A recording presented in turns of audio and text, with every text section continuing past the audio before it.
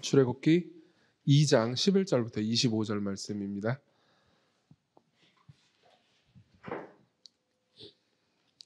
제가 읽어드릴게요. 출애굽기 2장 11절부터 25절 말씀입니다. 하나님의 말씀을 들으십시오. 모세가 장성한 후에 한 번은 자기 형제들에게 나가서 그들이 고되게 노동하는 것을 보더니 어떤 애굽 사람이 한 히브리 사람 곧 자기 형제를 치는 것을 본지라. 좌우를 살펴 사람이 없음을 보고 그 애굽 사람을 쳐 죽여 모래 속에 감추니라. 이튿날 다시 나가니 두 히브리 사람이 서로 싸우는지라. 그 잘못한 사람에게 이르되 네가 어찌하여 동포를 치느냐 하매 그가 이르되 누가 너를 우리를 다스리는 자와 재판관으로 삼았느냐. 내가 애굽 사람을 죽인 것처럼 나도 죽이려느냐. 모세가 두려워하여 이르되 일이 탈로 되었도다. 바로가 이 일을 듣고 모세를 죽이고자 하여 찾는지라. 모세가 바로의 낯을 피하여 미디안 땅에 머물며 하루는 우물 곁에 앉았더라. 미디안 제사장에게 7딸이 있었더니 그들이 와서 물을 길어 구유에 채우고 그들의 아버지의 양떼에게 먹이려고 하는데 목자들이 와서 그들을 쫓는지라. 모세가 일어나 그들을 도와 그 양떼에게 먹이니라. 그들이 그들의 아버지 르우엘에게 이를 때 아버지가 이르되 너희가 오늘 어찌하여 이같이 속히 돌아오느냐. 그들이 이르되 한 애굽 사람이 우리를 목자들의 손에서 건져내고 우리를 위하여 물을 길어 양떼에게 먹였나이다. 아버지가 딸들에게 이르되 그 사람이 어디에 있느냐. 너희가 어찌하여 그 사람을 버려두고 왔느냐. 그를 청하여 음식을 대접하라 했더라. 모세가 그와 동거하기를 기뻐하며 그가 그의 딸 십보라를 모세에게 주었더니 그가 아들을 낳으며 모세가 그의 이름을 게르솜이라 하여 이르되 내가 타국에서 나그네가 되었음이라 하였더라. 여러 해 후에 애굽 왕은 죽었고 이스라엘 자손은 고된 노동으로 말미암아 탄식하며 부르짖으니 그 고된 노동으로 말미암아 부르짖는 소리가 하나님께 상달된지라. 하나님이 그들의 고통 소리를 들으시고 하나님이 아브라함과 이삭과 야곱에게 세운 그의 언약을 기억하사 하나님이 이스라엘 자손을 돌보셨고 하나님이 그들을 기억하셨더라. 아멘. 네,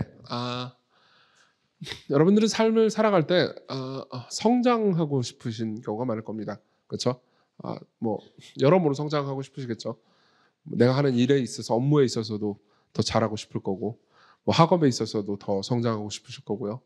그리고 삶에서 무엇보다 이제 삶을 대하는 태도, 자세, 지혜, 관계 모든 것들이 성숙해가고 성장하기를 원할 겁니다. 교회도 성장해야겠죠. 예. 시광이 이제 신촌에 터를 잡고 이제 교회를 세워가려고 하고 있는데 교회가 저는 성장하기를 바랍니다. 물론 여기서 성장은 단순히 이제 사람들이 늘어나는 수적 성장만을 가리키는 건 아닙니다.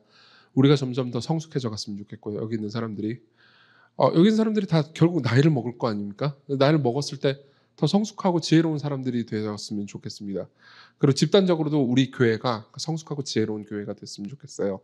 그래서 누구든지 와도 복음을 그러니까 귀로 들을 수 있을 뿐더러 복음을 눈으로 보고 경험하면서 하나님을 만날 수 있는 교회가 됐으면 좋겠습니다. 그리고 이 지역에 세워진 이유 때문에 이 지역이 풍요로워지고 복을 받는 그러니까 복 자체가 됐으면 좋겠습니다. 우리 교회가요. 그런 의미에서 우리는 성장할 필요가 있죠. 그럼 어떻게 하면 성장합니까?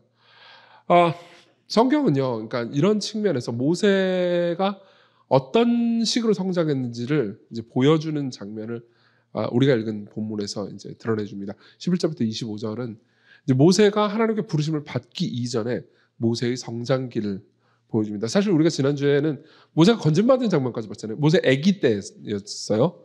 근데 바로 40세로 뛰어넘습니다. 무슨 말이냐면 40세까지의 일은 얘기해 주지 않는다는 거죠. 그럼 40세까지는 무슨 일이 있었을까요? 간단하게 얘기하자면 애굽에서 있으면서 이제 이집트의 왕실에 있었을 거 아닙니까? 왕실에 있어서 많은 좋은 것들을 배웠습니다. 사도행전 7장 22절에 보면은 이렇게 말합니다. 스테반이 하는 말이에요. 모세에 대해서 얘기하면서 모세가 애굽 사람의 모든 지혜를 배워 그의 말과 하는 일들이 능하더라라고 말합니다. 그렇죠. 많은 왕궁 중의 통치술이라든가 혹은 이제 사람들을 대하는 방법, 그러면 아마 점성술, 당시로서는 일종의 과학이었습니다. 또 배웠을 거고, 그리고 여러 가지 방식의 지혜들을 이제 전수를 받아가지고 배웠을 겁니다. 그러니까 하나님께서는 어떤 의미에서는 모세를 유학시켜 주신 거라고 볼 수 있죠. 그리고 그것이 나중에 모세가 이스라엘 백성들을 이끌어가는데 어쨌든 국가의 지도자잖아요. 도움이 분명히 됐을 겁니다. 하지만 모세는 정작 그걸 강조하거나 드러내려고 하지도 않습니다. 모세오경은 모세가 썼습니다. 무슨 말이냐면 지금 우리가 읽고 있는 본문 있잖아요. 이 본문은 자기의 인생에 대해서 자기 자신이 쓰고 있는 것을, 물론 이제 영감받은 하나님의 말씀이긴 하지만요, 자기 자신에 대해서 자기가 쓴 해석을 우리가 듣고 있는 셈입니다. 그렇죠? 그렇기 때문에 모세의 입장에서는 이렇게 말할 수도 있었습니다. 제가 애굽에서 어느 대학을 다녔습니다. 이 대학은 애굽 최고의 대학이죠. 거기를 제가 몇 번째 성적으로 들어갔고 거기서 무슨 뭐 수업을 들으면서 A+와 B+를 맞았습니다. 이렇게 말할 수도 있었습니다. 그 과정을 길게 얘기할 수도 있었죠. 그렇죠? 실제로 스테반이 말한 것처럼 애굽의 모든 학술과 지혜를 배워서 능했다라고 말할 정도로, 그러니까 무언가 잘 배웠던 겁니다. 그렇죠? 근데도 불구하고 모세는 거기에 대해서, 자기의 인생에 대해서 그 이야기를 그냥 건너뛰어 버립니다. 무슨 말이냐면 모세는 이렇게 말하는 셈이죠. 내가 애굽에서 좋은 거 많이 배우긴 했는데 그건 내가 삶을 살아가는 데 성장에 있어서 가장 결정적인 요인은 아니었어 라고 말하는 셈인 거죠. 물론 교육이나 여러분들이 훈련을 제가 부정하고 싶은 건 아닙니다. 여러분들이 삶을 살아가면서요, 더 성장하고 싶으면, 신학생으로 성장하고 싶으면 어떻게 해야 되겠습니까? 신학 공부를 열심히 해야 합니다. 그렇죠? 학교에서 공부를 열심히 하십시오. 제가 못했던 걸 요구하는 느낌이긴 하지만 그리고 뭐 다른 여러 가지, 여러분들이 일을 하는 데서 성장하고 싶다면 여러분들이 하고 있는 뭐 공부라든가 하고 있는 일에 대해서 전문성을 기르기 위해서 노력하십시오. 근데 모세는, 그러니까 그게 내 인생의 결정적인 요인이었다고 말하는 건 아닌 거죠. 모세는 자기의 삶에서 일어났던, 자기가 애굽에서 쫓겨나게 된 결정적인 에피소드 하나와요, 그리고 애굽에서 쫓겨나서 미디안 광야에서 살아가게 된 에피소드를 집어넣습니다. 그리고 나서 3장으로 넘어가면 부르심을 받는 장면이 나오죠. 그러니까 자신의 성장에 있어서는 이야기할 게 딱 이거밖에 없다는 겁니다. 이게 제일 중요하다는 얘기를 하고 싶은 거죠. 그럼 뭡니까? 하나님께서 여러분들을 성장시키기 위해서, 여러분들의 삶을 돌보아 주시기 위해서 여러분들에게 반드시 알게 하시는 게 무엇입니까? 저는 이걸 본문의 순서에 따라서 이렇게 얘기해 드리겠습니다. 첫 번째로 하나님은요, 인간을 알게 하십니다. 그리고 두 번째로 하나님은 일상을 알게 하십니다. 그리고 마지막으로 하나님은 하나님을 알게 하십니다. 이건 모든 거의 궁극적인 목표죠. 하나씩 이야기를 해보죠. 첫 번째로는 하나님은 인간을 알게 하십니다. 보십시오. 모세는 어렸을 때 어쨌든 어머니의 손에 자랐습니다. 어머니는 모세를 강가에 흘려보냈지만 그걸 이제 이집트의 공주가 주웠고, 그리고 유모를 마침 구했는데 이제 엄마를 유모로 데려다 줬죠. 그래가지고 이제 어머니의 손에 의해서 이제 자랍니다.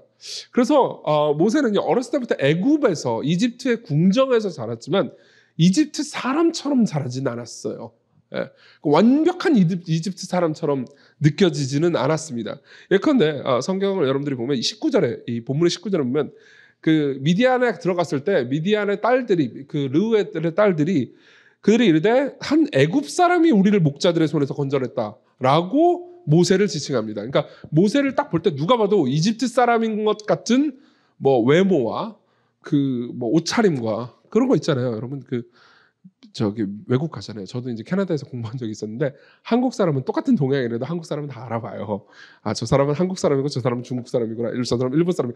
그러니까 서양 사람들 입장에서는 다 똑같은 동양인일 거예요. 근데 한국인인 저는 저 사람은 한국 사람이구나. 일단 뭐 우리나라 옷 브랜드를 입고 다니는 사람들은 무조건 한국인 사람이잖아요. 다 보이거든요. 그러니까는 이제 그때 당시도 비슷하게 보여도 애굽 사람이면 딱 티가 났겠죠. 그러니까 이제 스타일에 있어서는 완벽한 애굽 사람이 맞았던 거예요. 그럼에도 불구하고 이제 엄마로부터, 아마 이제 모세오경을 기록했을 때, 모세가 창세기부터 기록을 하잖아요. 아브라함과 이삭, 야곱 이야기를 다 기록하잖아요. 이걸 물론 이제 하나님께서 계시로 알려주신 부분들이 있습니다. 하지만 이제 구전으로 들은 것도 꽤 있는 거죠. 누구한테 들었겠습니까? 엄마죠. 엄마가 이제 앉혀놓고 그 노래 있잖아요.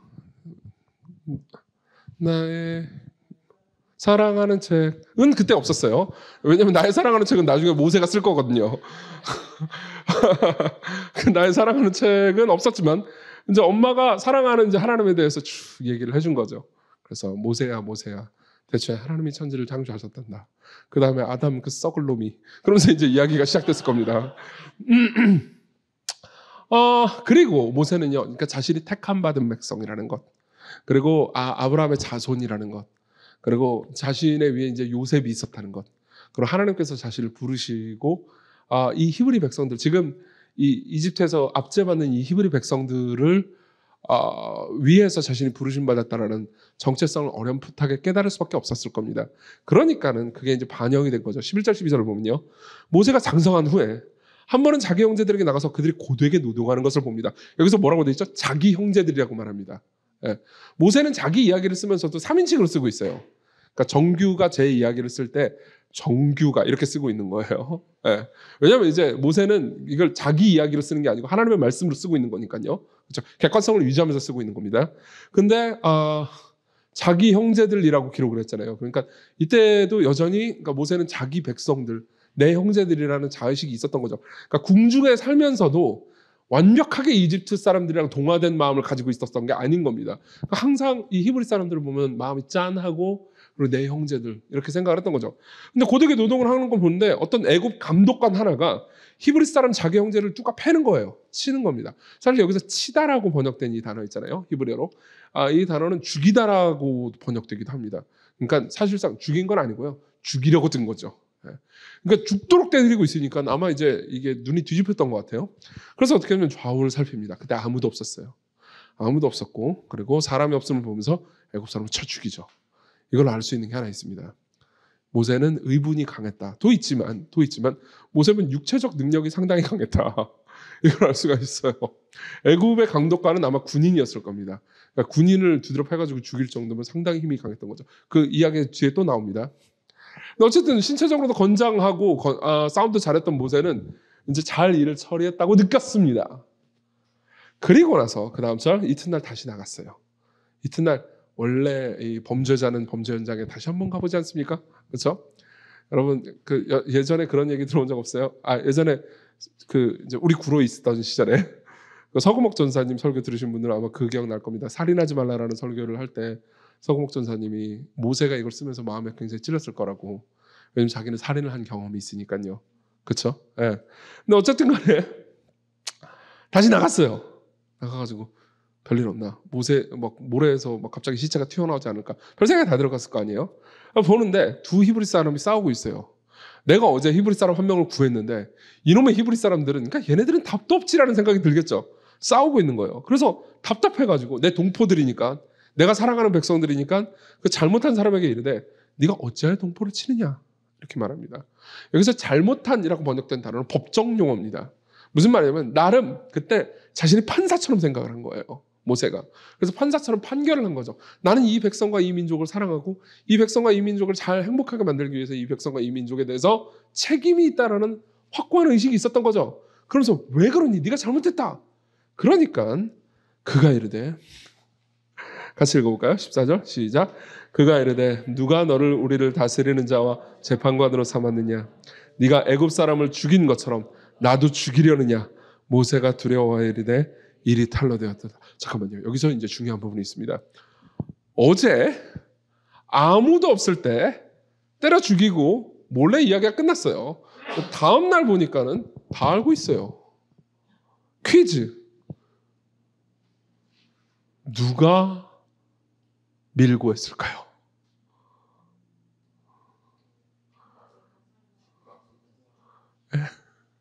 자기가 구해준 그 자식이요. 자기가 구해준 아무도 없었다니까요. 자 보세요. 사람은 3명밖에 없었습니다. 한 명은 애굽의 감독관이고 한 명은 애굽의 감독관한테 죽도록 두드려 맞은 사람이고 한 명은 나예요. 그리고 내가 애굽의 감독관을 두드려 팼습니다. 죽였어요. 그리고 얘를 자유하게 해줬죠. 근데 다음날 다 알고 있어요. 그럼 도대체 누가 말한 거죠? 아니, 어려워요. 어렵지 않죠? 이거는 무슨 여러분들이 이 사실을 알기 위해서 고급 학자들의 주석을 볼 필요가 전혀 없습니다. 실제로 헤러드 쿠시너라는 그 학자는요, 이 출애굽기를 주석하면서 이런 이야기를 해줍니다. 그러니까 모세가 결정적으로 만난 문제가 바로 이것이었다는 거죠. 모세는 인간이 얼마나 더러운지 봤다는 겁니다. 자기가 구해준 그놈이 자기를 배신할 줄은 몰랐던 거죠. 이해하십니까? 자, 여기서요. 모세는 인간이 무엇인지 배워야 했습니다. 이게 하나님께서 모세에게 첫 번째 가르쳐주고 싶으셨던 거죠. 피터 앤즈라는 학자가 있습니다. 출애굽기에 대해서는 굉장히 모든 목회자들이 좋아하는 주석을 쓴 학자입니다. 실제로 출애굽기 주석을 누군가 손에 꼽는다면 이 주석이 거의 첫 손에 꼽힐 정도로 유명한 주석이죠. 그리고 이 본문을 상세하게 주석을 하면서 이런 얘기를 해줍니다. 이후에 모세는 여러분들이 출애굽기부터 이제 이 레위기는 이제 역사가 그렇게 많이 나오진 않으니까 그 다음에 이제 민수기가 나오잖아요. 그리고 이제 신명기까지 나오는데 모세오경의 이후의 스토리를 보면 모세가 이스라엘 백성들을 데리고 돌아다니는 장면이 되게 많이 나오잖아요. 근데 몇 장 가지 않아서 항상 이스라엘 백성들은 모세에게 반항을 하는 장면을 볼 수 있습니다. 무슨 말인지 이해되십니까? 이스라엘 백성들은 항상, 그러니까 다시 말하면 모세는 항상 자기 백성들에게 배신을 당했습니다. 그 이후에 출애굽을 하기 전에도 모세한테 불평을 하고요. 출애굽을 하고 나서도 모세한테 불평을 하고요. 하여튼 늘 불평을 했어요. 이스라엘 백성들은 모세로부터 온갖 좋은 것을 받았습니다. 그럼 온갖 좋은 것을 받으면 보은을 해야 할 거 아니에요. 그렇죠? 인간이 말이야, 받았으면 보은을 해야지. 근데 성경은요, 하나님께서는 모세에게 이렇게 가르쳐 주는 거죠. 아니야, 모세야. 인간은 받은 만큼 절대 보은을 하는 존재가 아니란다. 아니란다. 모세가 제일 먼저 알았어야 했던 게 이거였습니다. 여러분, 사실요, 생각을 해보면은 모세는 엄청난 열정을 가지고 있었던 겁니다.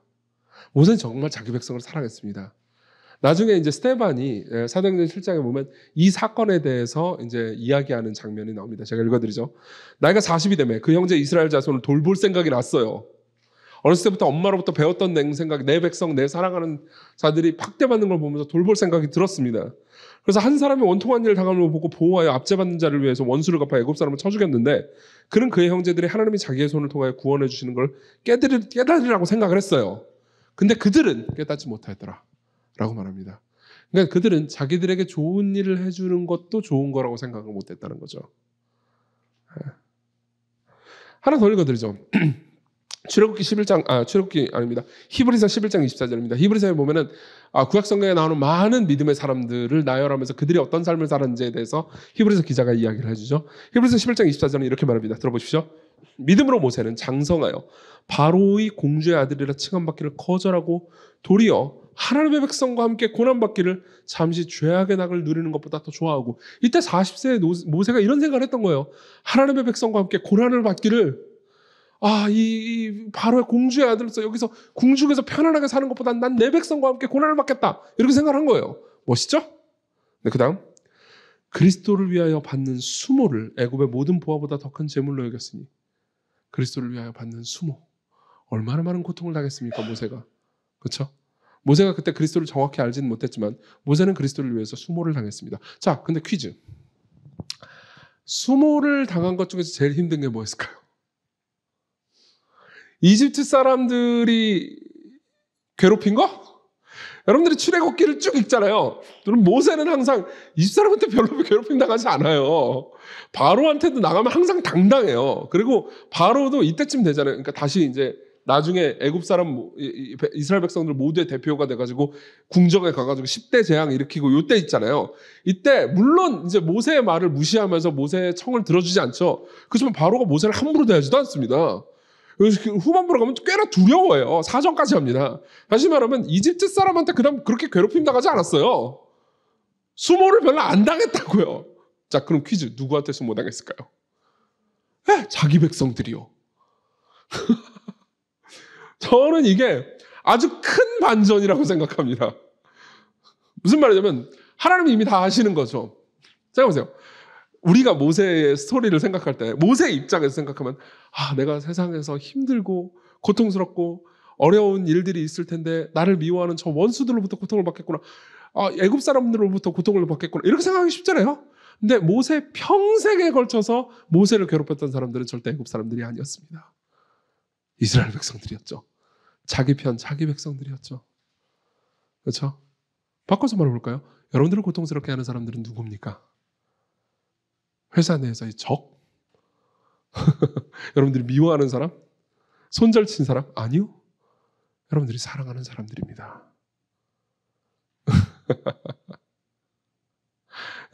여러분들이 인간을 알지 못하면 여러분들은 성장하지 못합니다. 여러분들이 나 자신을 알지 못하잖아요. 나도 인간이잖아요. 내가 얼마나 기만적인 존재고 죄악된 존재인지 알지 못하잖아요. 그럼 여러분들은 성장하지 못합니다. 여러분들이 여러분들 안에 있는 죄를 인식하잖아요. 그럼 여러분들은 그제서야 비로소 성장할 수 있습니다. 내 안에 이런 죄가 있고 내 안에 이런 자기중심성이 있기 때문에 내 주변 사람들이, 내가 사랑하는 사람들이, 내가 좋아하는 사람들도 역시 자기중심성과 미움과 분노를, 사람들이 이용하는 마음을 가질 수밖에 없구나라는 걸 이해하지 못하는 사람들은 늘 삶을 원망하면서 지낼 수밖에 없습니다. 여러분, 하나님께서는요, 여러분들을 성장시키기 위해서, 이게 여러분들에게 잔인하게 들릴 겁니다. 인간의 쓴맛을 경험하게 하십니다. 인간이 얼마나 쓰디쓴 존재인지 맛보게 하십니다. 사람이 얼마나 고통스러운 존재인지. 물론 여러분들은 사람 때문에 행복하고 즐거운 시간도 많을 겁니다. 내가 사랑하는 사람과 함께 있으면 얼마나 좋습니까? 사랑하는 교회와 함께 있으면 얼마나 좋습니까? 저는 교회를 정말 좋아합니다. 그리고 여러분들이 알다시피 저는 평범한 삶의 모든 시간을 거의 교회에서 보냅니다. 교회 사람들이 너무 좋거든요. 그렇지만 퀴즈.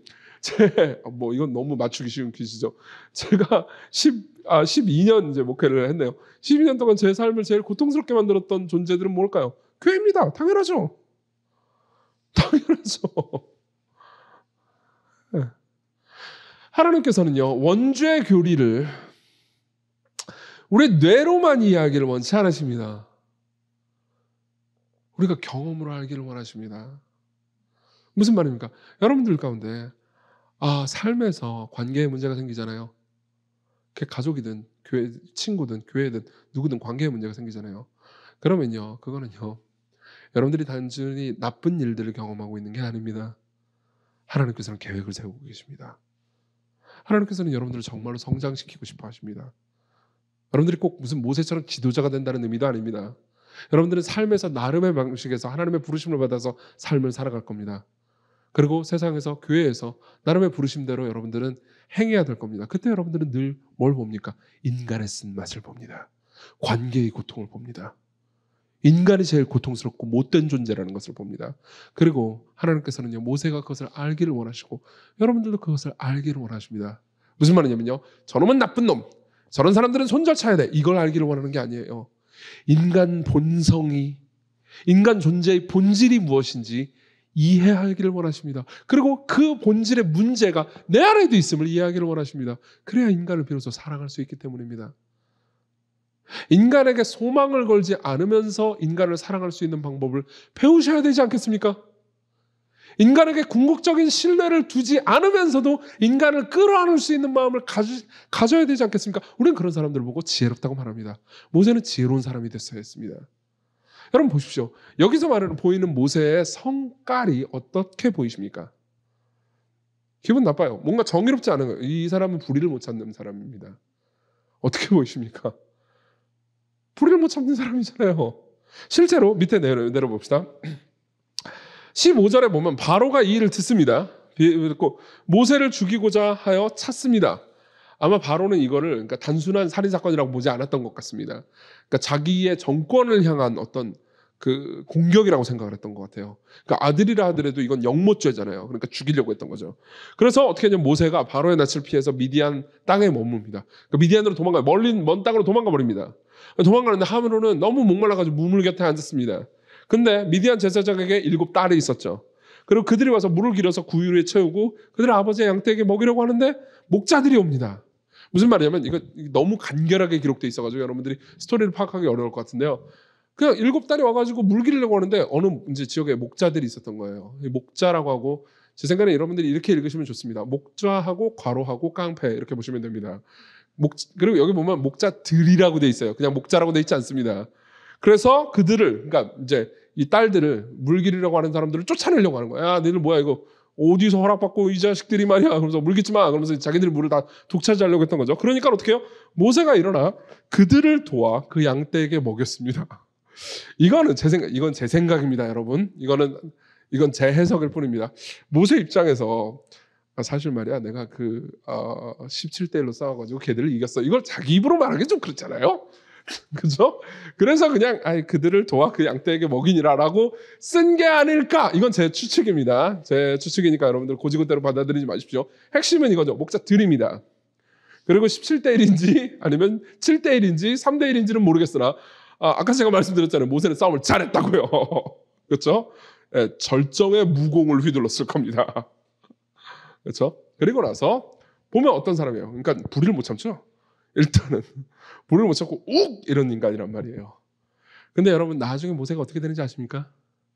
한참 지나고 나서 민수기에 보면 이런 말씀이 있습니다. 민수기 12장 3절. 이 사람 모세는 온유함이 지면의 모든 사람보다 더하더라. 그런 사람이 돼요. 퀴즈. 민수기 12장 3절 누가 썼을까요? 모세가 썼습니다. 그러니까 자기가 생각해도 그런 거예요. 왜 그렇게 변했을까요? 모세는 불의를 못 참는 사람입니다. 힘도 있는 사람입니다. 그리고 싸우면 이길 수 있는 사람이에요. 그렇게 강건한 사람입니다. 정의감이 넘치는 사람이죠. 그럼 생각해보세요. 여러분들은 이렇게 생각할 수 있습니다. 이때야말로 일할 때 아닙니까? 힘도 세고 싸움도 잘하고 아직 젊고 건강하고 정의감이 살아있을 때 그때 무언가를 이룰 때 아닙니까? 하나님 보시기엔요. 그때는 일하면 안 됩니다. 그때는 하나님의 일을 할 수가 없습니다. 하나님을 신뢰할 줄 모르는 사람은, 인간을 이해할 줄 모르는 사람은 하나님께서 쓰실 수 없습니다. 이해하시죠? 온유해지지 않으면 사람들을 사랑할 수 없거든요. 그래서 어떻게 하십니까? 하나님께서는요, 일상으로 모세를 쫓아내십니다. 두 번째입니다. 모세는 일상을 알았어야 했습니다. 자, 아까도 말씀드렸듯이 모세는요, 강한 육체적인 힘으로 목자들을 쫓아냈습니다. 자, 그리고 나서, 자, 보십시오. 그들이 18절입니다. 그들이 이 일곱 여자들이요. 그들의 아버지 르우엘에게 이를 때, 여기 이제 한국어 번역은 그들의 아버지라고 되어 있는데, 이제 히브리어 원문을 자세히 살펴보면 이제 할아버지인 것 같습니다. 예. 이제 모세의 장인은 이드로라는 다른 사람이거든요. 그래서 당시에 족장으로서 할아버지가 가장 높고, 그리고 손녀들이 이제 어느 정도 나이가 이제 든 소녀들인 거예요. 그 소녀들이 이제 물 들어 왔는데 이제 우리가 목자들이 방해에도 불구하고 물을 빨리 떠왔다 이거죠. 그래서 그들의 아버지 르우엘에게 이를 때 아버지가 이르되 르우엘이 오늘은 왜 이렇게 빨리 돌아왔어? 목자들이 방해 안 했어? 그러니까는 그들이 이르되 한 애굽 사람이 우리들을 목자들의 손에서 건져내고 싸움을 기차게 잘하더라고요. 우리를 위하여 물을 길어 양떼에게 먹였나이다. 그래서 이제 그냥 쫓아낸 다음에 니들이 기르세요, 물을 기르세요 이렇게 하지도 않아요. 본인이 직접 길어주죠. 아마 제 생각에는 이두박근 좀 보여줬을 거예요. 이렇게 막 이렇게 하면서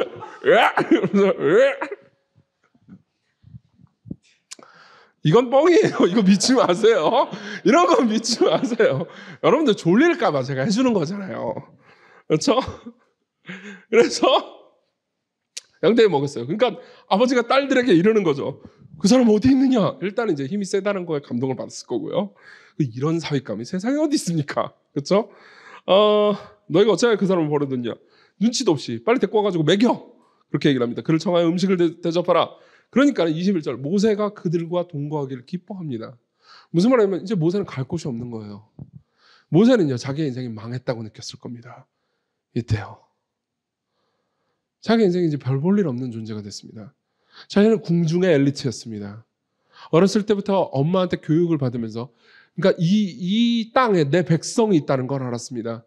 자기의 선조 중에 요셉이 있다는 것을 알았습니다. 요셉의 지혜와 용기도 들었습니다. 여러분 매일 묵상하시는 분들은 요셉이 얼마나 지혜롭고 용기 있고 경건한 사람인지 아셨을 겁니다. 그리고 모세는 이런 생각을 했을지도 모릅니다. 이건 상상이에요. 우리 윗선배 요셉처럼 나도 그럴 수 있겠죠. 나도 그 피를 이어받았으면 꽤나 나도 할 수 있지 않았을까? 이런 생각이 들 수 있습니다. 물론 모세는 그런 사람이 되고 더 능가하는 사람이 되죠. 요셉을. 하지만 이때 모세는 아무것도 아닙니다. 그리고 자기 자신에 대한 희망을 품었을 겁니다. 힘도 세고요. 싸움도 잘합니다. 그런데 모든 게 끝났습니다. 바로의 눈밖에 났습니다. 바로의 눈밖에 난 건 그렇다 치고 정작 이스라엘 백성들, 내 백성들로부터도 버림을 받았습니다. 생각해 보십시오. 바로가 자기를 죽이려고 한 것과 이스라엘 백성들이 자기를 버린 것과 무엇이 그에게 더 상처가 됐겠습니까? 당연히 후자겠죠. 그렇죠? 그러면 어떤 생각이 들겠습니까? 당연히 이런 생각이 들 겁니다. 내 인생은 망했다. 나는 더 이상 소망이 없다. 나는 이제 더 이상 위대한 일을 할 수 없다. 나는 그냥 평범한 삶을 살아갈 수밖에 없다. 정말 많은 젊은이들이요, 삶에서요, 물론 안 그런 사람들도 있을 겁니다만, 삶에서 평범한 삶을 재앙으로 여기는 경우가 많습니다. 그냥 나는 딱히 도드라지지 않는 삶인 거죠. 예. 나는 이제 뭐 그렇게 건강한 것도 아니고, 그렇게 예쁜 것도 아니고, 그렇게 대단한 것도 아니고, 그냥 삶을 뭔가 의미 있고 영광스럽고 뭐 가치 있는 일을 이루는 존재처럼 느껴지지 않습니다. 그냥 나는 일상을 살아가는 거죠. 나는 그저 그런 직장인입니다. 나는 그저 그런 목회자입니다. 나는 그저 그런 사람일 뿐입니다. 내 삶에 누가 기억해 주거나 내 이름을 불러주지도 않습니다. 그럼 나는 잊혀진 존재라고 생각하기 쉽죠. 그리고 우리에게 남는 건 뭐죠? 지루한 일상입니다. 안 그래요? 맨날 똑같은 거요. 그리고 우리는 이 지루한 일상이 우리에게 쓸모없는 기간이라고 생각하기 쉽죠. 여러분들이 무언가를 막 배우는 시기 있잖아요. 무언가 새로운 지식들이 막 쏟아지는 시기, 그때는 특별하다고 생각할 수 있습니다. 그렇죠? 뭔가 어려운 일이 있더라도 그걸 극복해낸 시기, 그건 특별한 시간이죠. 그리고 내 삶에 뭐든지 잘 되는 것 같은, 막 돈도 잘 벌리고 일도 되게 잘 되고 그리고 뭐 공부도 되게 잘 되고 막 성취와 열매들이 쌓이는 시기 있잖아요. 이런 시기는요, 내 일상이 특별한 시기처럼 느껴집니다. 그렇죠? 하지만 별 볼 일 없는 시기는 어떨까요? 여러분들이 보기에 어떨지 모르겠지만 저도 그런 지루한 시기를 꽤 경험했습니다. 교회를 개척하고요, 4년 동안은 교회가 그렇게 성장하지 않았습니다. 물론 교회가 성장한 이후에도 저는 여러 가지 일들이, 안 좋은 일들과 고통스러운 일들이 있었습니다. 근데 초기에는 진짜 제가 뭐 나는 정말 아무것도 아닌 존재구나라는 생각을 되게 많이 했었어요. 그냥 교회는 너무 작고, 그리고 사실 제가 이제 여기서 작은 교회에 있으니까 제가 드리는 말씀인데요. 작은 교회, 지금 저는 이런 감정을 거의 가지고 있지 않다는 걸 염두에 두시고 들어주세요. 이제 막 목회를 시작한 작은 교회 목회자가 설교를 하잖아요. 그러면은 지금 제가 구로에서 설교를 할 때는 누가 왔는지 안 왔는지 보이지도 않고요, 잘. 그리고 언제나 그 공간을 꽉 차잖아요. 그러니까 별로 신경 안 쓰인단 말이에요. 근데 찌끄만한 교회에 조그만한 예배당에 한눈에 다 보이는데 누가 안 왔다, 그게 다 보여요. 몰랐죠, 이거? 알았나? 그러면요, 그럴 때가 있어요. 항상 오늘은 좀 뭔가 폭탄 맞았구나 이런 느낌이 있어요. 그 뭐 교인이 12명인 시절에 한 6명 오잖아요. 그럼 기분이 어떨 것 같아요? 물론 이제 앞에서는 이렇게 하겠죠. 우리 적게 왔지만 우리 구주 하나님께 찬송을 드립시다. 근데 생각해보세요. 적게 왔지만이라는 말을 못하러 해요. 할 필요 없잖아. 나는 신경 안 씁니다라고 말하는 방식으로 신경을 쓰고 있는 거잖아요. 이해되죠? 그때는 그냥 삶이 하찮게 보였습니다. 그럼 우리는 다 느끼죠. 여러분들이 삶이 하찮게 느끼는 시절들이 있습니다. 모세는 그게 40년이었죠. 계속 읽어볼까요? 그 아들을 낳으며 모세가 그 이름을 게르솜이라 하여 이르되 내가 타국에서 나그네가 되었습니다. 아들 이름을 나그네가 되었다라는 이름으로 짓습니다. 그러니까 나는 뭐예요? 나는 제대로 된 정체성을 가진 적이 없다 이거죠. 나는 궁중에 있을 때는 내가 이집트 사람인지 히브리 사람인지 모르게 지냈습니다. 이제 또 미디안 광야로 쫓겨났는데 자기는 미디안 사람도 아니에요. 뭐예요? 히브리 사람인데 미디안 사람인데 이집트 출신이에요. 뭐죠 나는? 나는 내 평생에 내 정체성이 없습니다. 내 고향도 없습니다. 나는 뭘 고향이라고 말할 수 있는 존재도 없습니다. 존재도 아닙니다. 나는 늘 나그네일 뿐입니다. 나는 늘 이방인일 뿐입니다. 우리 교회에서는 지방에서 올라온 분들이 꽤 있습니다. 물론 그분들이 심각한 정체성 위기를 겪고 있는 건 아닙니다. 위기를 겪고 있어요 혹시? 아니죠. 하지만 종종 나는 서울 사람인가 아니면 부산 사람인가 라는 생각을 할 수 있습니다. 나는 여기에 속해 있나 그렇지 않은가? 나는 어디에 있는 사람인가? 내 이름은 무엇이며 나의 소속은, 나의 본향은 어디인가? 아마 모세는요 훨씬 더 심각하게 생겼을 겁니다. 여러분 보세요. 교회에서도요 그런 사람들이 있습니다. 여러분들도 알 겁니다. 내 소속이 없잖아요. 그럼 교회 가기 싫을 때가 있을 거예요. 여러분들이 경험한 적도 있을 수 있습니다. 내가 백수야. 그럼 교회에서 뭐 하세요?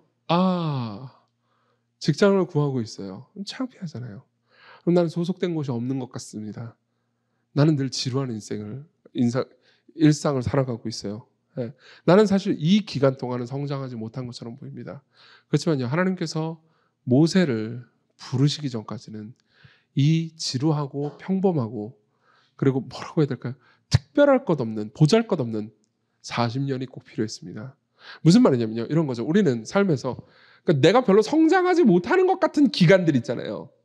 내가 특별히 열매를 맺는 것처럼 보이지도 않고 그렇다고 해가지고 뭘 하는 것처럼 보이지도 않고 그냥 남들보다 뛰어나 보이지도 않고 그냥 평범하고 소소한 누구나 살고 있는 일상을 그것도 누구나 살고 있는 것보다 못 산다라고 느끼는 그 시기들 있잖아요. 그 시기들은 나는 성장하지 못한다고 생각해요.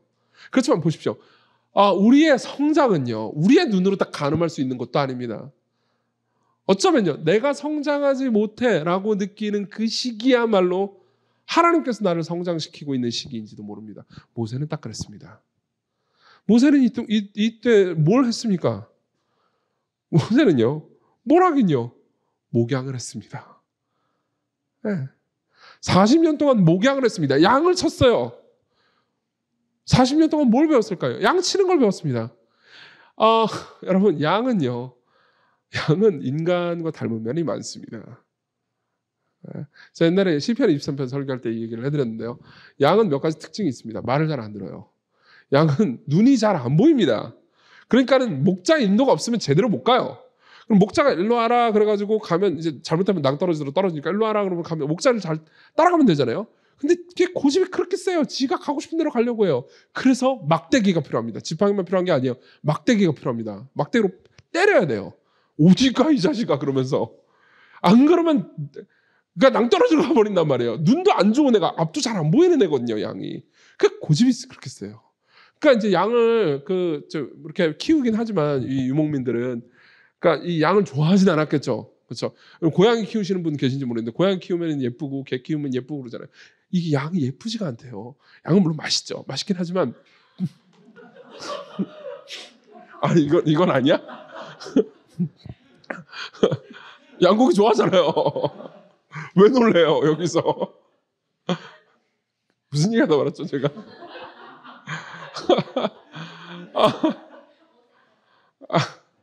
네, 양을 좋아하진 않았어요. 양과 함께 살아보잖아요. 그럼 진짜 말을 안 듣거든요, 얘네들은. 그래서 히브리인들의 욕은 양입니다. 우리나라의 욕은 개잖아요, 그렇죠? 근데 이제 히브리인들의 욕은 양이에요. 이 양 같은 분아 그러면 이제 우리나라의 그거하고 똑같은 어조인 거죠. 그러면서 그 양 같은 분들이 아니죠. 양들을 40년 동안 치면서 양 같은 분들을 앞으로 40년 더 칠 것을 준비하고 있었던 거죠. 보세요. 하나님께서는 인간을 돌보고 평범한 일상을 살도록 하셨습니다. 여러분들이 지금 살아가는 평범한 일상들 있잖아요. 그 아무것도 아닌 것처럼 보이지만 하나님의 계획 중의 일부라는 것을 기억하십시오. 여러분들의 인생이 무쓸모하다고 느껴지는 그 순간들 있잖아요. 예를 들면 백수. 그죠? 그때도 하나님 보시기에는요. 나는 예를 들면 여러분들 이럴 수 있습니다. 1년 동안 나는 직업을 못 구했어. 1년 동안 나는 성장하지 못했어. 라고 생각할지 모르겠지만 하나님 입장에서는요. 와 1년 동안 내가 얘를 이렇게 다뤄서 요만큼 겸손해졌구나. 아이고 나 얘 키우느라 힘들었다. 라고 생각하실지도 모릅니다.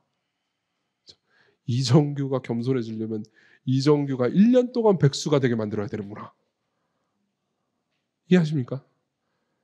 잠깐만 나 그렇다고 백수가 되는 건 아니겠죠? 세 번째입니다. 하나님은 무엇보다 하나님 자신을 알게 하십니다. 자, 그 와중에 이제 그리고 40년이 지납니다. 우리는 3장으로 다음 주에 넘어갈 건데 여기서 3장으로 넘어가는데 40년이 훌쩍 갈 겁니다. 40년 동안 아무 생각 없는 일상을 보냈고요. 하나님께서는 모세의 마음을 낮추시기 위해서 40년을 필요로 하셨습니다. 자, 그동안 40년 동안 이스라엘 백성들은 뭘 하고 있었냐? 그리고 하나님은 뭘 하고 있었냐? 그게 23절부터 나옵니다. 제가 읽어드리죠. 여러 해 후에, 이게 40년 지난 겁니다. 애굽 왕은 죽었고, 원래 있던 람세스 2세는 죽었습니다.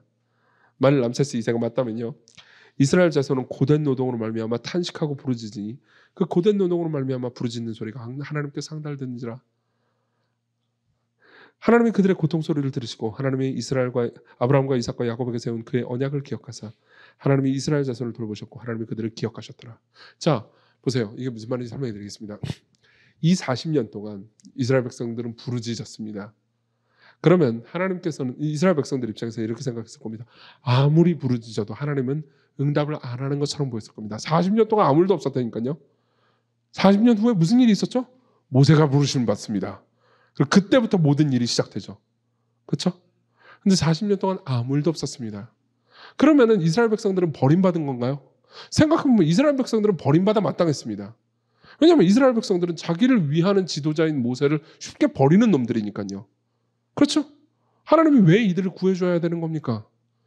그렇지만 하나님께서는요, 이 40년 동안 한편으로는 모세를 준비시키면서요, 또 다른 한편으로 그들의 모든 부르짖음을 듣고 계셨습니다. 보세요. 들으면 빨리 좀 해주지 이런 생각이 들 수 있잖아요. 근데 그분은요, 계속 들으면서 한편으로는 이스라엘 백성들을 인도할 모세를요 계속 키우고 계셨습니다. 여러분 보세요. 우리는 보통 조급합니다. 저도 조급해요. 저도 조급합니다. 우리는 조급하기 때문에 무언가 일이 이루어지기를 원하는데 일이 잘 이루어지지 않잖아요. 그럼 쉽게 잘라버립니다. 보세요. 하나님 입장에서 이 모세를 써서 이스라엘 백성들을 구원해줘야 되겠는데 모세가 아직 정신상태가 준비가 안 됐네? 그러면은 하나님께서는 이렇게 하실 수도 있습니다. 그분은 뭐든지 가능한 분이니까 정신상태를 내가 슉 바꾸겠다. 네 의지와 상관없이 이렇게 하실 수도 있었습니다. 하나님은 그런데 그렇게 하지 않으십니다. 모세가 인내하고 삶을 경험하고 지루한 일상들을 견뎌내고 그 가운데서도 하나님을 찾도록 모세를요, 그러니까 오래 두고 보세요. 여러분 보세요. 여러분들이 사장이라고 생각해 보세요. 사장인데 막 일을 해야 돼요. 일들이 막 밀어들어오고 있습니다. 그리고 여기저기 클라이언트들이 막 부르짖고 있어요. 막 부르짖고 있는데 그게 다 들립니다. 근데 내 직원이 일을 잘 못해요. 그럼 여러분 어떻게 하겠어요? 잘라. 아니에요. 근데 그분은요, 기다리십니다. 왜냐하면 그분은요, 모든 사람들을 소중히 여기시기 때문입니다. 여러분, 하나님께서 우리를 사용하시는 가장 큰 목적은 우리를 사용해서 그분이 무슨 성과를 내기 위해서가 아닙니다. 그분의 입장에서는 우리 자신의 변화가 성과입니다. 여러분들 자신의 변화가 성과예요. 여러분들 자신이 성장하는 게 성과입니다. 그게 열매예요. 여러분 생각해 보십시오. 시광이 신촌에 개척을 했습니다. 그럼 많은 사람들이 모여들면 성과일까요? 물론 그것도 성과라고 말할 수도 있겠죠. 그럼 열매라고 말할 수도 있습니다. 근데 그 시간이 지나가는 과정 중에 여기 있는 사람들이 변화되지 못한다면요, 사실 아무 열매가 없는 걸 겁니다. 그렇죠? 여기 있는 사람들이 더 거룩해지고 여기 있는 사람들이 인간을 더 알게 되고 인간의 추잡한 모습을, 자기 안에 있는 추잡한 모습을 같이 보면서도 불구하고 그들을 끌어안아 줄 수 있고 매사에 지혜롭고 매사에 인내할 줄 아는 성숙한 사람으로 성장해 간다면요, 그게 하나님께서 드실 수 있는 최고의 열매일 겁니다. 여러분들 자신이 열매라는 거죠. 근데 그분은요, 그 열매를 얻기 위해서 기다리십니다. 모세는요, 보세요. 한참 지나고 나서, 이 모든 스토리가 다 지나고 나서 이 23절부터 25절을 썼을 겁니다. 그렇죠? 모세가 23절부터 25절을 쓴 시기잖아요. 이때는 아마 모세가 죽기 얼마 전일 거예요. 그러면서 과거의 자기 자신의 젊은 시절을 회상하는 거죠. 그 40년 동안 나는 미디안 광야에 짱 박혀 있었는데 그때 하나님은 뭘 하셨느냐? 애굽에서 있는 내 백성들은 부르짖고 있을 때 하나님은 뭘 하고 계셨죠? 하나님은 인내하면서요, 뭘 하고 계십니까? 그들의 고통 소리를 들으시고 24절, 하나님이 아브라함과 이삭과 야곱에게 세운 그분의 언약을 기억하시고 이스라엘 자손을 돌보셨고 그들을 기억하셨습니다. 여기 맨 마지막에 기억하다라고 번역된 단어는 다른 단어입니다. 위에 기억하다와 이거는 공감하다라는 단어와 더 가깝습니다. 무슨 말입니까? 하나님께서는요, 이스라엘 백성들의 고통 소리를 들으시고 언약을 기억하시고 이스라엘 자손을 돌보고 계셨고 그리고 마지막으로 공감하고 계셨습니다. 그때 40년 당시에는 그런 생각을 했을까요? 아니, 그런 생각을 못했을 겁니다. 근데 이 일이 다 지나고 나서 하나님이 하신 일들을, 그러니까 모세 입장에서 이렇게 생각하는 거죠. 하나님께서 내 인생에 한 모든 일들을 돌아보니까 그때 하나님께서 나도 버리고 이스라엘 백성들도 버렸다고 생각하지만 지금 와서 돌아보니까 하나님께서는 나를 쳐다보고 계셨구나. 나를 인내하고 계셨구나. 그렇죠? 나를 향해서 약속하신 그 약속을 기억하고 계셨구나. 그리고 나를 공감하고 계셨구나. 찰스 스펄전은요, 이 본문을 추석하면서 이런 이야기를 해줍니다. 다 읽어드리지 않고 짧게 인용해서 읽어드리겠습니다. 하나님께서 이스라엘 백성들을 돌보시면서 하나님께서 아브라함과 이스라엘 백성들에게 약속하신 그 약속을 기억했다고요. 언약을 기억했다고요. 그 언약의 내용은 뭐죠? 내가 너희들을 돌볼 거다. 내가 너희들을 버리지 않고 끝까지 함께 할 거다라는 아브라함한테 이미 하신 약속 있잖아요. 그 약속을 계속해서 기억했다고요. 그러면서 스펄전은 이런 이야기를 합니다. 왜 하나님께서는 이스라엘 백성들이 저지른 죄를 기억하지 않으시고 약속을 기억했을까요? 이스라엘 백성들은 분명히 하나님께서 보내신 모세를 무시했습니다. 모세에게 구원받은 그놈 있잖아요. 그놈은 밀고자가 되었습니다. 맞죠? 이스라엘 백성들은 사실 모세에게 한 그 짓 있잖아요. 그 짓은 이스라엘 백성들 내내, 그리고 저와 여러분들이 삶을 살면서 내내 하나님한테 했던 짓과 똑같습니다. 근데 왜 하나님께서는 그 배신자들에게 그 배신자들의 죄를 기억하시는 것이 아니고 그 배신자들을 향한 약속과 사랑을 기억했을까요? 그러면서 스펄전이 뭐라고 말하는지 아십니까? 하나님, 제발 우리가 저지른 죄는 기억하지 말아 주십시오. 우리를 사랑해 주신다라는 그 약속만 기억해 주십시오. 이 기도가 너무 뻔뻔하다는 것을 알지만 하나님의 성품이 그런 분이라는 것을 저는 압니다. 여러분, 하나님이 이런 분이십니다. 그리고 모세는 자신의 인생을 살아오면서 하나님이 이런 분이시라는 것을 알았습니다. 아마 모세는요, 나중에 천국에 가서는요, 훨씬 더 깊이 알았을 겁니다. 자신을 훈련시키신 그 하나님은요, 이 땅에 오셔서 자기가 그랬듯, 모세 자신이 그랬듯 자기 백성들에게 버림을 받으셨습니다. 그가 세상에 계셨으며, 요한복음 1장, 세상은 그로 말미암아 지은 바 되었으니, 예수님이 이 모든 세상을 지으셨죠. 창조주죠. 세상이 그를 알지 못하고 자기 땅에 오매 자기 백성이 그분을 영접하지 않았다. 예수님은요, 인간을 만드신 분으로서 인간을 알잖아요. 근데 인간을 더 알기 위해서 이 땅에 오셨습니다. 그분도 성부 하나님께 쓰임받기 위해서 인간을 아셨습니다. 물론 당연히 그분은 인간을 아시죠. 인간의 속이 얼마나 더러운지 아시죠. 근데 그분은요, 단순히 지적으로만 인간의 속이 얼마나 더러운지, 인간이 얼마나 배신을 잘 때리는 존재인지를 아신 정도가 아니고, 인간과 더불어서 살면서 인간에게 끊임없이 배신당하면서 마지막에 자신의 사랑하는 제자들로부터도 배신당하면서 인간이 무엇인지 치열하게 경험하셨습니다. 그럼에도 불구하고 그 인간을 끌어안으셨죠. 그 인간을 위해서 죽으셨죠.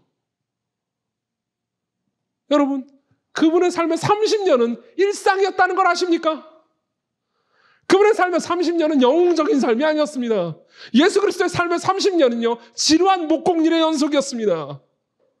그리고 하나님께서는요, 모세를 그렇게 준비시키고 쓰시듯 자기 자신이, 하나님 자신이요, 그분이 딱히 준비될 것이 없는데도 불구하고 그 삶으로 들어가셔서 우리와 함께 하셨습니다.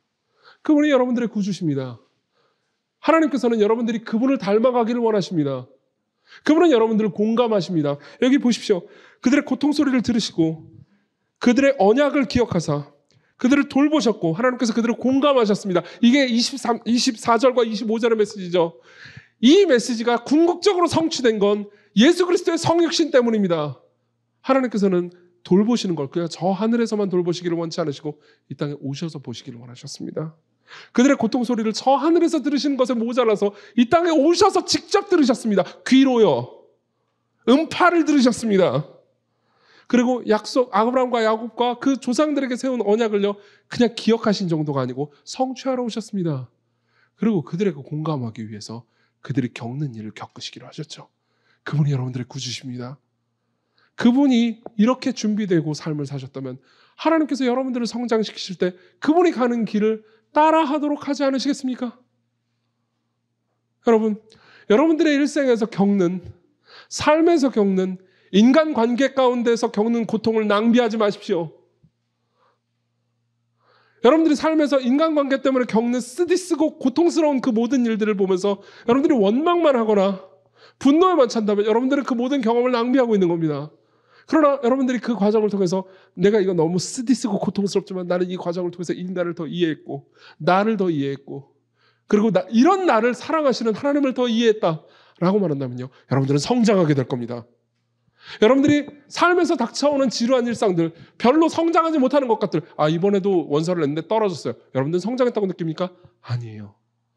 이번에도 무슨 일을 하려고 했는데 실패했습니다. 나는 망한 것 같아요. 아니에요. 여러분, 그 모든 과정이 필요했다는 것을 기억하십시오. 모세에게는 40년이 필요했습니다. 여러분들도 40년까지는 아닐 수 있습니다. 너무 두려워할까 봐 제가 얘기하는 거예요.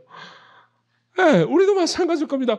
여러분들이 생각할 때 내 경험 영역에서 나는 성장하지 못했어라고 생각하는 그 순간 하나님께서는 여러분들을 키우고 계시다는 것을 기억하십시오. 우리 기도합시다.